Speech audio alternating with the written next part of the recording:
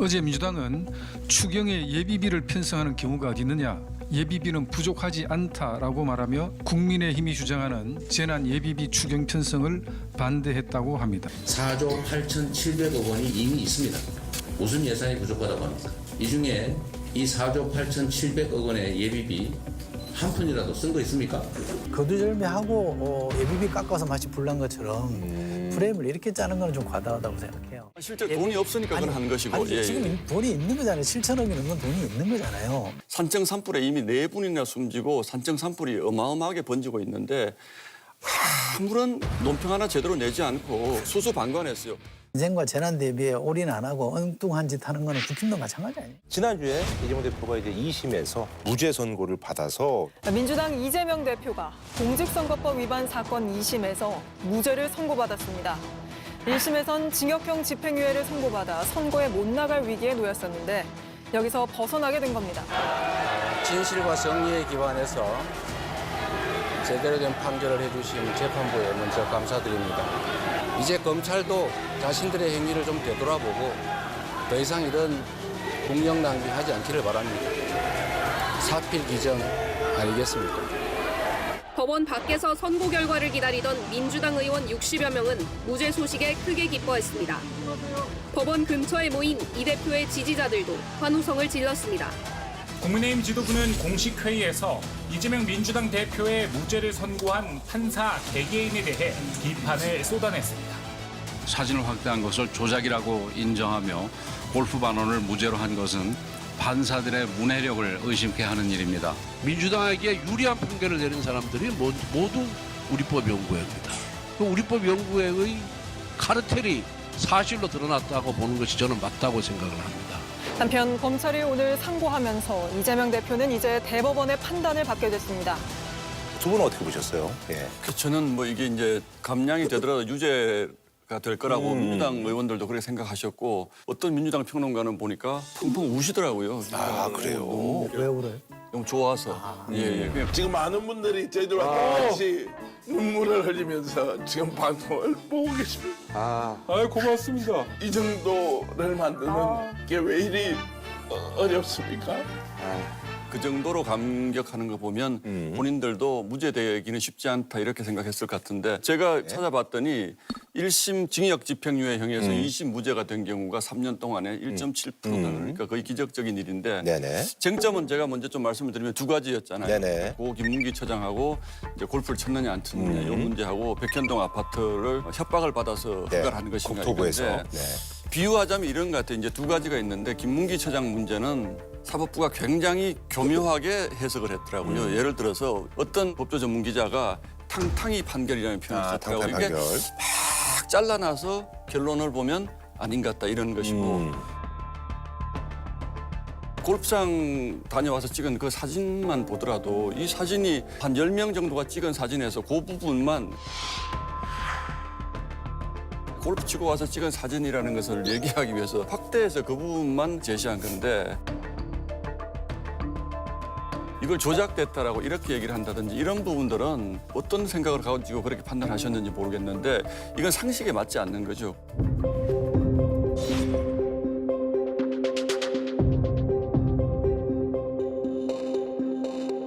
언론 여러분, 저를 클로즈업한 사진은 쓰지 마십시오. 서울고등법원에 가면 사진 조작범이 될 수 있으니까 클로즈업해서 찍지 마시길 바랍니다. 주정차 위반 과태료 통지서도 사진을 확대해서 보냈는데 많은 국민들이 법원이 확대 사진은 조작이라고 했으니 과태료도 내지 않겠다고 법원을 비웃고 있습니다.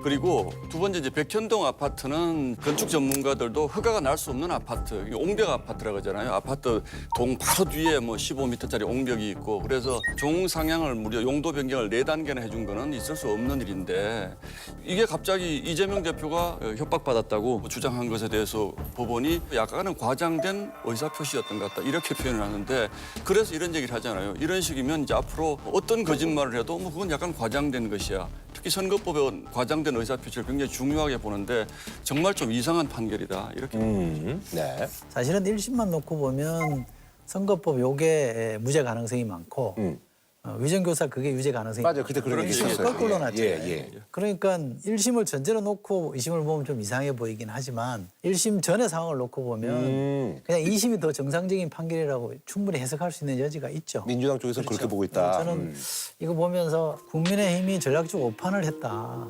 판단 미스했다고 생각해요. 왜냐하면 여기다 너무 힘을 실었어요. 아하. 그러니까 이거 유죄라는 너무 확신을 갖고 힘을 실어서 예를 들면 권성동 대표가 승복선을 해라라고 요구할 정도로 자신만만했거든요. 그래서 결국 국민의힘 입장에서 보면 제가 비유를 하자면 축계망리라고 닭 쫓던 그 시기 지붕 쳐다본다는 꼴이 돼버렸거든요. 그래서 판결이 옳다 그러다라고 논의하는 건 충분히 가능하다고 봐요.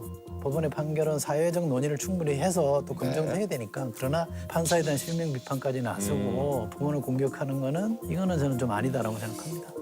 권순일 대법관의 과거 이재명 대표에 대한 무죄 판결, 강규태 판사의 무기한 재판 지연, 유창훈 판사의 구속영장 기각, 김동연 판사의 위증교사 1심 무죄 판결 등 법원은 결정적인 고비마다 이해할 수 없는 논리를 내세워 이재명을 살려주었습니다.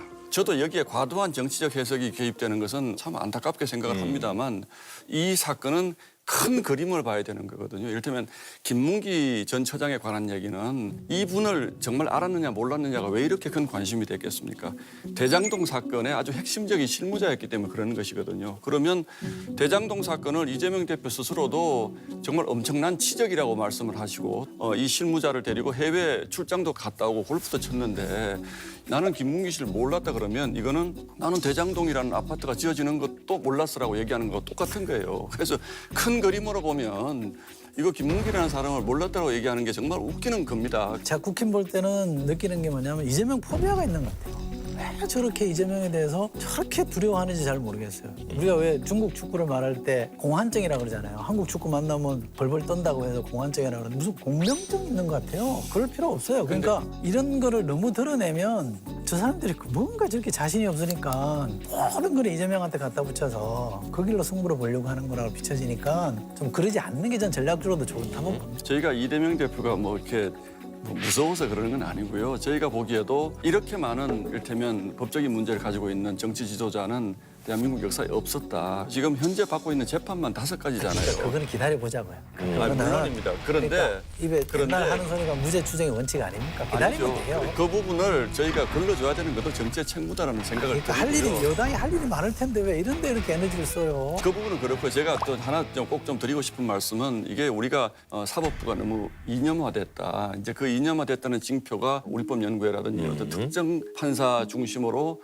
너무 많은 판사들이 가다 보니까 이게 어쩔 수 없이 정치화를 부를 수밖에 없었던 측면이 저는 있었다고 봅니다. 아니 우리법연구회가 이적 단체도 아니고 법관들 공부 모임이잖아요. 그 문제가 있으면 법적으로 처벌을 받았겠죠. 정상적인 모임이잖아요. 왜 그것만 자꾸 긁어넘어져서 마치 그 조직이 범죄 집단인 것처럼 만들고 그 판사가 다른 고려를 해서 한 것처럼 자꾸 몰아가느냐 이 말이죠. 안 그러면 좋겠어요. 정말. 네, 알겠습니다. 자, 이제 본격적인 주제로 넘어가서요.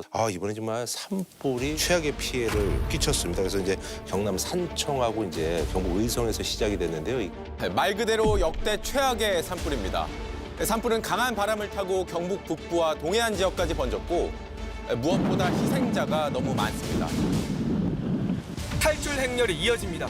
하지만 곧 길이 막힙니다. 한시가 급한데 속도를 낼 수 없고 가슴이 타들어갑니다. 이거 너무 붙었다. 우리 손주들 좀 태워주세요. 평생을 모아 마련한 집이었습니다. 지붕도 마음도 내려앉았습니다. 죽고 싶어요, 정말로. 살고 싶은 마음 자체가 없어요. 지금도 손이 벌벌 떨려. 지금도 어떻게 살아야 되나 싶고. 역대 가장 빠른 속도, 시속 약 8km로 번지며 서울의 절반 넘는 면적을 태웠습니다. 이번 사태를 보면서 이제 정치를 하셨던 분으로서 생각이 좀 남다르실 것 같아요. 지난 그 산불 진화가 이제 다 끝나가는 그 과정에 저도 현장을 좀 가보니까 정말 상상을 초월할 정도로 심각하더라고요. 네. 뭐 안동 의성 이쪽으로 갔는데 뭐 하늘이 하여튼 뿌열 정도로 그 안개가 남아 있고 계곡 양쪽으로는 완전히 다 집들이 타고 해서 심각한데 이번에 공식 발표를 보니까 48,000 헥타르예요. 그 소실된 산림 면적이 이전엔 2000년도 동해안 산불이 맞아요. 제일 컸었는데 이제 그 2배 정도 되는 맞아요. 거고 뭐 최근에 2019년도 고성 산불보다는 거의 한 10배 가까이 큰 정도라고 그러니까 이건 너무 심각하고 그래서 그 산림 정책도 이제는 좀 완전히 좀 바꿔야 될 산불에 대비한 뭐 이런 말씀도 많이 하시고 정말 좀 심각하더라고요. 네. 괴물 산불 이런 표현을 쓰잖아요. 우리 왜 옛날에 보면 산에 가면 산불 조심 이렇게 감정기간 이렇게 있었잖아요. 그게 365일 중에 한 200일 정도 된다는 거예요. 그러니까 여름에 한여름에 비 많이 올 때 장마철 빼놓고는 늘상 산불이 날 수 있는 위험이 있는 시기이기 때문에 이 대응을 어떻게 할 거냐 굉장히 중요한데 우리나라 이제 산불은 산림청이 관리를 하잖아요.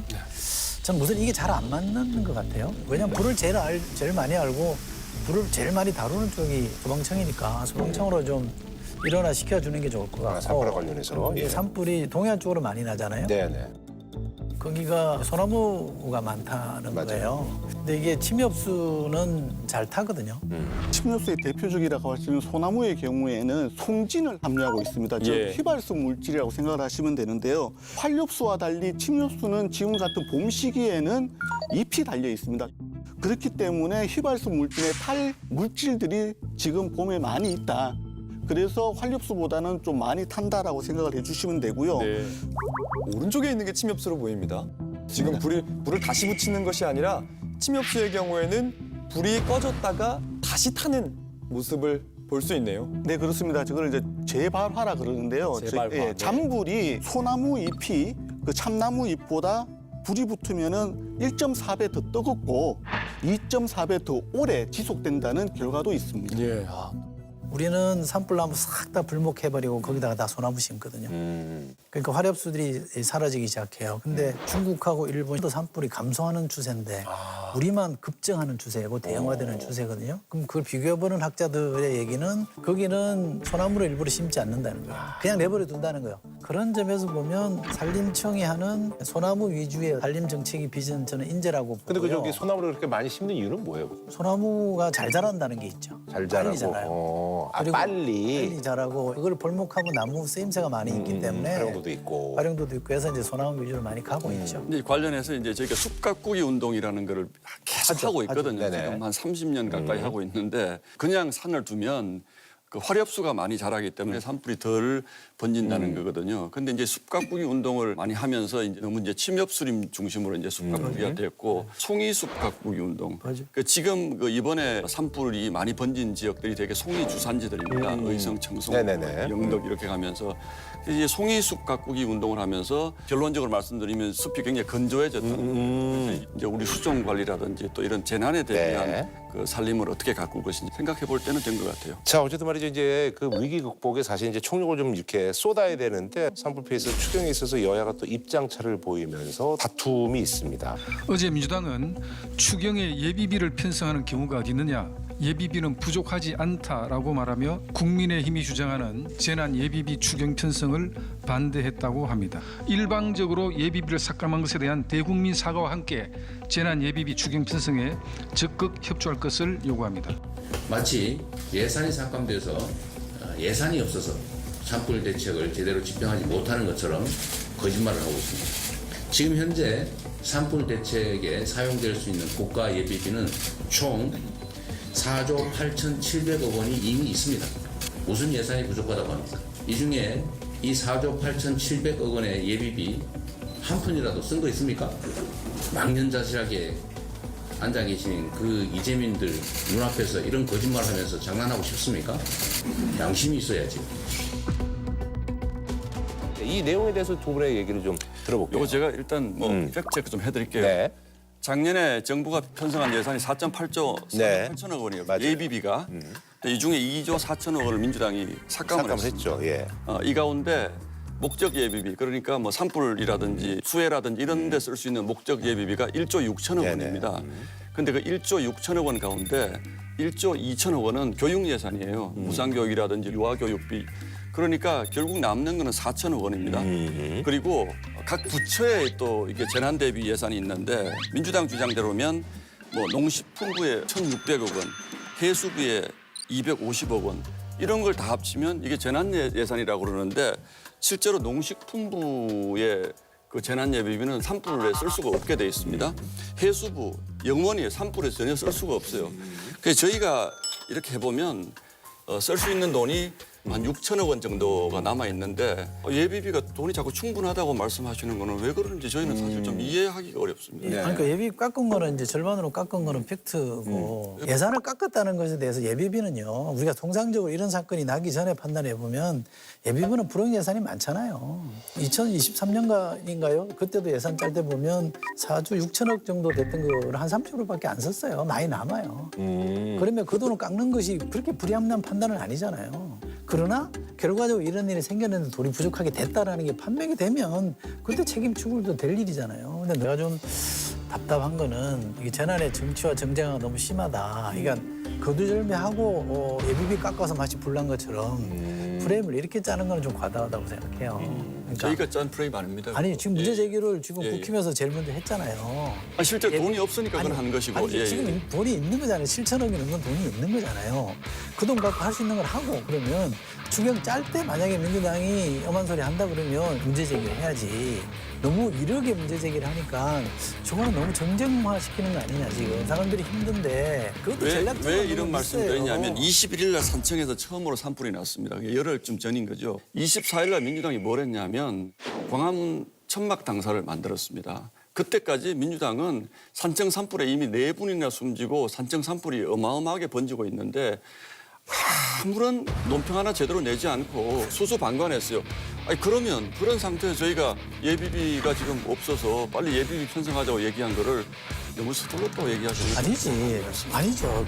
너무 순서가 바뀌었다니까. 예비비를 복원하자는 주장이 지금 틀렸다고 제가 말씀드리지 않잖아요. 그건 틀린지 안 틀린지 잘 모르겠어요. 그런데 순서는 지금 그게 아니다라고 말씀드리는 거고요. 지금 우리 수석 대변인 말씀이 맞다면 민생과 재난 대비에 올인 안 하고 엉뚱한 짓 하는 거는 국힘도 마찬가지 아니에요? 저희가 이 산불 지금 밖에 나가서 헌재 압박하는 게 지금 주 목적 아니에요? 아니요, 뭐 다른 것을 다 예를 들면 다 갖다 붙이면 예를 들면 이런 비판이 가능하다. 그러니까 들어보세요. 그럼 이재명 이 부분을 예비비 얘기를 하는데 예를 왜 들어보세요. 지금 왜 관심이 없다고 얘기하니까 민주당이 제가 보기엔 관심이 없어요. 아니고 영양 군수인가요? 누구죠?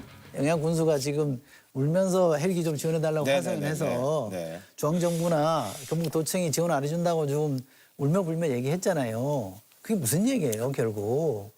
정부 여당이 관심을 안 가져준다는 얘기 아닙니까? 근데 왜 그거를 야당에다 갖다 붙여요? 아니 헬기를 바닥에 두고 지원을 안 합니까? 실제로 한번 들어보세요. 그렇지 않습니다. 우리 헬기가 지금 굉장히 부족한 것은 다 알려진 거예요. 이 정도 산불에 우리 헬기가 대처를 못합니다. 아니 그거를 정부가 무관심해서 영양에 헬기가 못 떴다 이거는 이렇게 잘 보셔야 되는데요. 말씀이 틀리죠. 실제로 정부를 운영해보면 위기 관리라는 게 굉장히 중요합니다. 이 재난 관리나 위기 관리할 때는 각 부처들이 막 겹쳐져 있어요.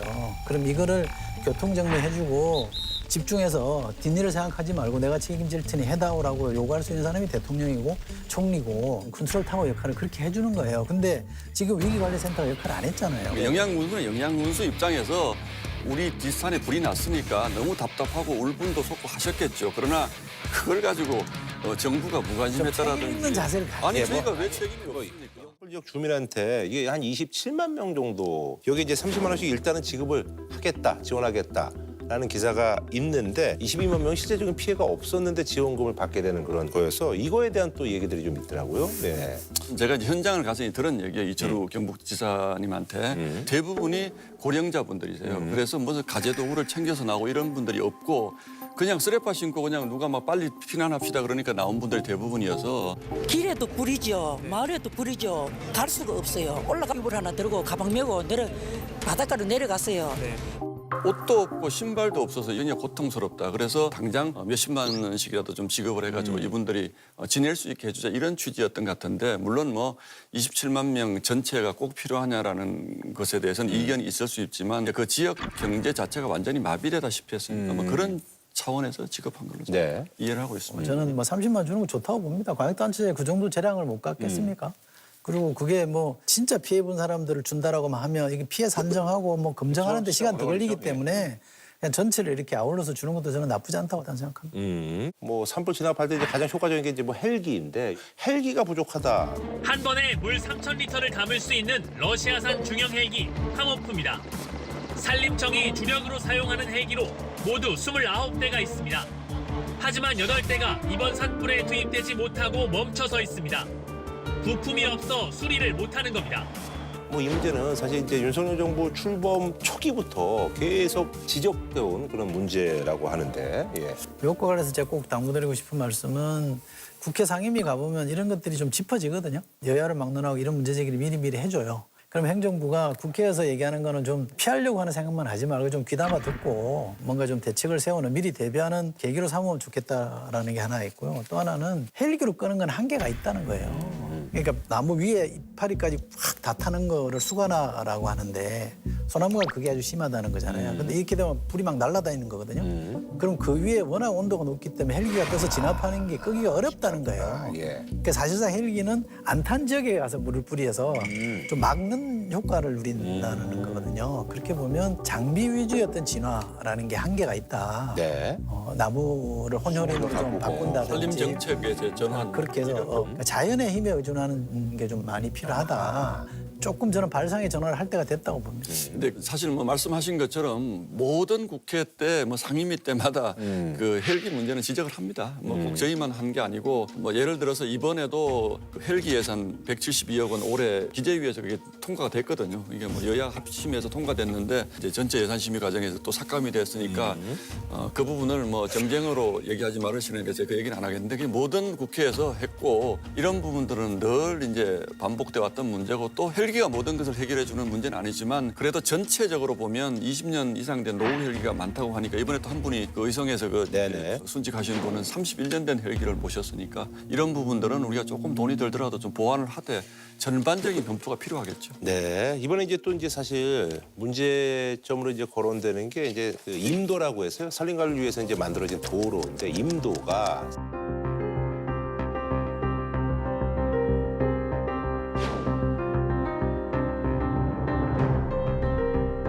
이런 대형 산불은 앞으로도 언제든 발생할 수 있습니다. 이 때문에 소방 차량과 장비들이 산으로 진입할 수 있는 길, 임도를 더 늘려야 한다는 지적이 많습니다.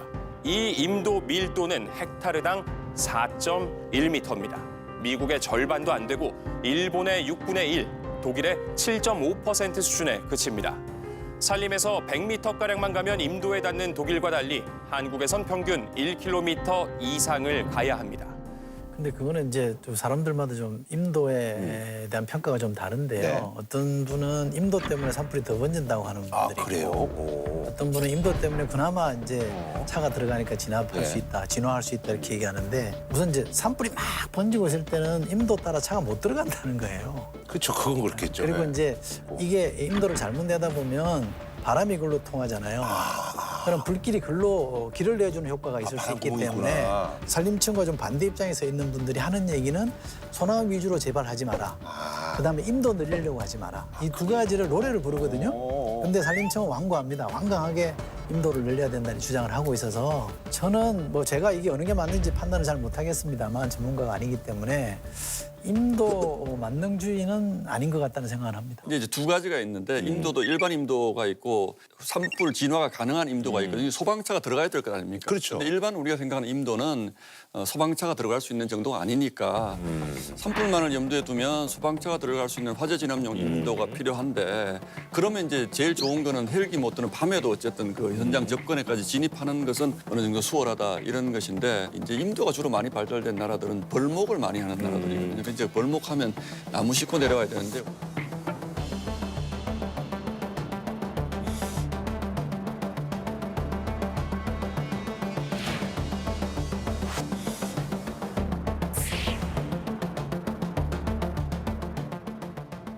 이 산들을 너무 보존하자 이런 것에 대한 약간의 어떤 강박관념 같은 것이 있어서 우리 강산 푸르게 뭐 이런 거. 예. 이게 뭔가 여기에다가 산불 화재 방지 같은 것도 활용을 전제로 해서 만들어지는 것들이 많이 있죠 실제로. 근데 이제 이 활용을 조금 하는 것에 대해서 환경단체나 이런 쪽에서 너무 거부감이 크니까 이 부분은 굉장히 힘들다. 뭐 이런 말씀도 또 산림청에서 하시고. 환경만 놓고 보면 저는 조금 다른 생각인데 환경 문제는 일본과 중국이 산불이 줄어들고 있는 이유를 보니까 산에 인위적으로 막 키 작은 활엽수를 잘라내지 않는다는 거예요. 그냥 그대로 자연으로 내버려 둔다는 거예요. 그러니까 저는 인공조림보다는 자연보건 쪽으로 가는 게 뭐 환경적 요인을 떠나서 산불을 확산을 막기 위해서도 저는 필요하다는 그쪽 주장이 저는 좀 솔깃한 것 같아요.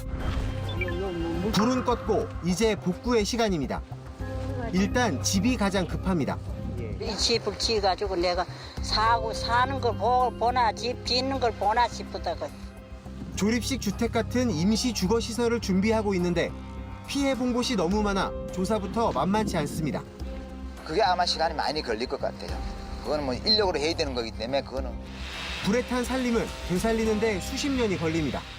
당장 올 여름부터 장마철 산사태 같은 2차 피해를 걱정하게 생겼습니다.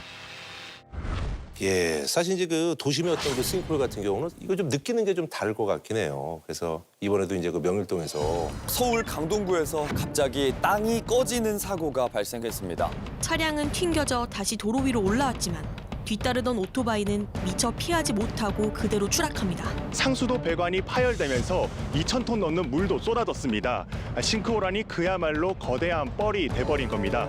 30대 오토바이 운전자가 심정지 상태로 발견됐습니다. 현장을 찾은 유족들은 청천벽력 같은 소식에 우리 아기 내가 깨워야 하는데 라고 하며 주저앉아 오열하기도 했습니다. 또 경찰은 인근에서 진행되고 있는 지하철 9호선 연장 공사와 이번 싱크홀이 관련이 있는지도 들여다보고 있습니다.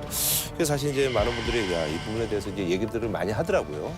어떠세요? 근데 저는 이런 문제는 심각해요. 길 가다가 멀쩡하게 땅이 쑥 꺼져버리면 그 속수무책이잖아요. 그게 무슨 죄가 있습니까? 진짜 공포죠, 그건 진짜. 예. 그러니까 서울시가 아마 옛날에 이런 사건이 좀 나서 옛날에도 설전할 때 싱크홀 다뤘던 기억이 네, 나거든요. 맞아요. 예. 확인이 됐다는 거 아니에요. 이게 문제가 있다는 걸 했는데 제대로 조치를 안 한 거니까 더더욱 인재인 거죠. 그 이후에 서울시가 무슨 지도도 만들고 위험 지도인가요? 뭐 이런 것도 만들고도 막 한다 그랬는데 그걸 이제 일반인들이나 좀 전문가들이 못 보게 하는 거예요. 비공개로 해서 이제 논란이 됐는데. 네, 예. 그거는 이제 그 예민할 수는 있죠. 사실은 그쵸. 그게 공개되면 그 지역에 사는 주민들은 맞아요. 당장 부동산이나 여러 가지 맞아요, 영향을 줄 수는 있는데 그럼에도 불구하고 이게 생명과 안전에 관한 문제이기 때문에 비공개로 묵혀야 될 일인가 저는 고민스럽거든요. 뭔가 해법을 찾아야 된다고 봅니다. 네. 저도 뭐 위험 지도를 함부로 공개하는 거는 정말 굉장히 문제가 될 수가 있으니까 그건 좀 신중해야 되는데 사실 이번에 그 사고 난 지역이 그 저희 아이가 다니던 학교 바로 앞입니다. 그러니까 바로 뒤에 학교가 있거든요. 그래서 이런 상황이 생기는 건 정말 끔찍한 일이거든요. 그게 한 신문이 특종한 거 보니까 지하철 공사 관계자가 그 지하철 서울시에다 민원을 넣었어요. 이거 붕괴 오류가 있다. 작년하고 금년에 2차례나 민원을 넣었는데 그런데 4년 전 전문가들이 집안이 내려앉을 위험이 있다며 이 지하철 공사에 대해 우려의 뜻을 밝혔던 걸로 파악됐습니다. 이 공사 현장 바로 옆에는 올해 초 개통된 서울-세종고속도로 지하터널이 지나갑니다. 싱크홀이 생긴 곳은 9호선 공사 구간과 고속도로 지하터널이 만나는 지점입니다. 싱크홀이 발생한 곳 지하에서 고속도로 터널과 지하철까지 각종 공사가 지난 수년간 이어진 겁니다. 한국터널환경학회는 서울시에 공문 한 통을 보냈습니다. 9호선 4단계 노선이 서울-세종고속도로 강동 구간 지하터널과 가까워 주의가 필요하다는 내용입니다. 4단계 노선은 어제 싱크홀이 발생한 바로 그 지점입니다. 서울시는 확인해보니 문제없다더라 이렇게 지나가 버렸잖아요. 대개 이럴 경우에는 민원 제기를 무게 있게 안 들었냐는 비판을 피하기는 어렵고 게다가 현장에 가본 사람들 얘기는 그라우팅 공사라고 하던데 땅이 좀 이렇게 물렁물렁한 땅은 되게 왜 이렇게 뚫어가지고 뭐 이렇게 세멘트 같은 거 넣어가지고 단단하게 만들잖아요. 그게 제대로 안 됐다. 그라우팅 했다는 흔적이 별로 안 남아있다는 거예요.